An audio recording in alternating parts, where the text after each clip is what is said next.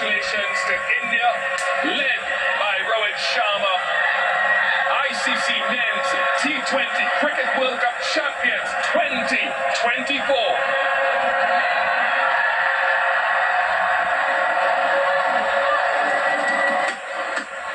Rohit Sharma, மூணாவது இந்திய captain to lift a World Cup. 1983 it was Kapildev, 2007 and 2011 MS Dhoni, 2024 it is Rohit Man Sharma.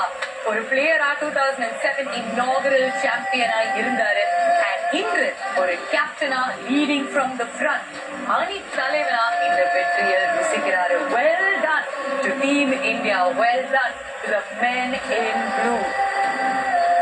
ஒவ்வொரு முறையும் கடைசி வரைக்கும் போய் தோல்வியை தழுவுறாங்க. It was heartbreak after heartbreak for Rohit Sharma and company. அவங்க எல்லாருமே இந்த ஒரு நாளுக்காக தான் துடிச்சுக்கிட்டு இருந்தாங்க. Throughout this T20 World Cup, Rahul Dravid, hashtag do it for Dravid. You can see how much it means to him.